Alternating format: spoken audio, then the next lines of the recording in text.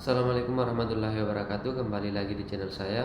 Sebelumnya perkenalkan, saya atas nama Syahrul Hidayat dengan NIM 2109308110027. Di video kali ini saya akan menjelaskan dua materi. Yang pertama yaitu perspektif metode penelitian kualitatif, dan yang kedua yaitu pendahuluan penelitian. Video ini saya buat untuk memenuhi tugas dari mata kuliah metodologi penelitian. Baik, langsung saja ke materi yang pertama, yaitu perspektif metode penelitian kualitatif. Penelitian kualitatif dapat dipahami sebagai metode penelitian menggunakan data deskriptif berupa bahasa tertulis atau lisan dari orang dan pelaku yang dapat diamati. Pendekatan kualitatif ini dilakukan untuk menjelaskan dan menganalisis fenomena individu atau kelompok, peristiwa, dinamika sosial, sikap, keyakinan, dan persepsi. Oleh karena itu, proses penelitian pendekatan kualitatif dimulai dengan pengembangan asumsi-asumsi dasar, kemudian dikaitkan dengan kaidah-kaidah pemikiran yang digunakan dalam penelitian. Data yang dikumpulkan dalam survei kemudian diinterpretasikan. Subjektif penelitian dengan pendekatan kualitatif mengacu pada semua aspek atau bidang kehidupan manusia, yakni manusia semua dipengaruhi olehnya. Metode kualitatif tidak secepat dalam menganalisis data seperti halnya metode penelitian kuantitatif. Dalam studi kuantitatif data mentah dapat segera diproses, namun data dalam studi kualitatif membutuhkan proses sistematis yang lebih dalam. Tujuan dari penelitian kualitatif yaitu menurut Rahman Kriantono, tujuan penelitian dengan pendekatan kualitatif adalah untuk menjelaskan rincian fenomena yang terjadi di masyarakat dengan mengumpulkan data secara rinci dan lengkap. Hal ini menunjukkan bahwa integritas dan keamanan data yang diselidiki sangat penting dalam penelitian ini. Menurut Rahman Kriantono, semakin dalam dan teliti data yang diperoleh, semakin tinggi kualitas survei yang dilakukan. Dalam prakteknya, jumlah objek yang disurvei biasanya sedikit karena kedalaman data lebih penting daripada jumlah data. Adapun jenis-jenis penelitian kualitatif, menurut dalam praktiknya ada beberapa jenis penelitian yang dilakukan secara kualitatif.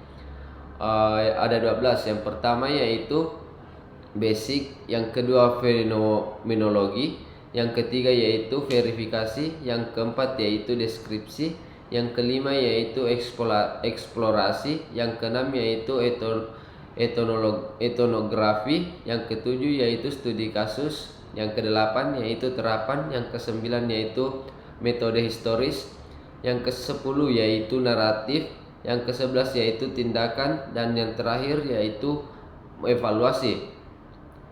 Proses metode penelitian kualitatif yang dimulai dari pengumpulan data. Proses pengumpulan data dalam penelitian kualitatif dapat dilakukan dengan berbagai cara dengan terjun langsung ke lapangan. Hal ini dapat dilakukan melalui observasi dan kuesioner, wawancara, dalam melakukan subjek survei dokumenter, dan diskusi kelompok terfokus. Itulah materi yang pertama. Selanjutnya materi yang kedua yaitu pendahuluan penelitian.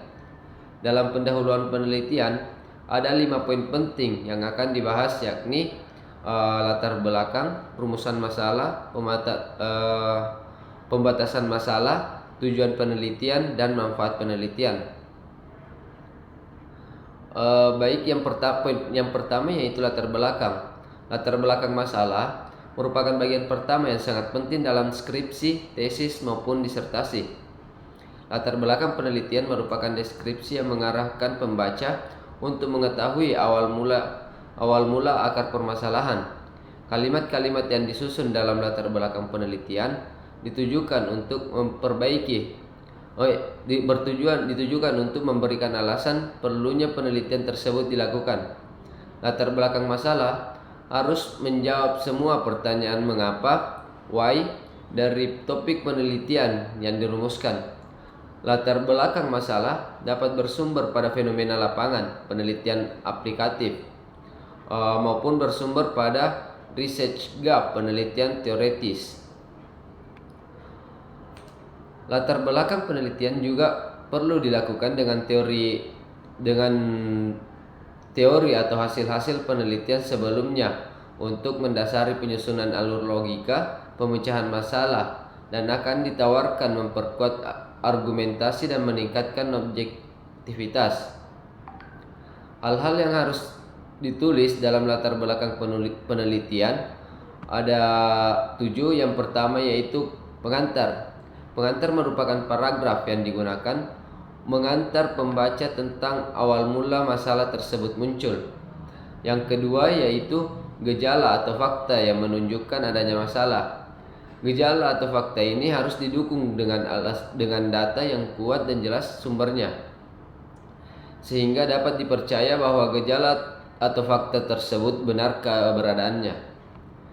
Yang ketiga yaitu penjelasan mengenai dampak negatif jika penelitian tidak dilakukan dan dampak positif yang timbul jika penelitian tersebut dilakukan.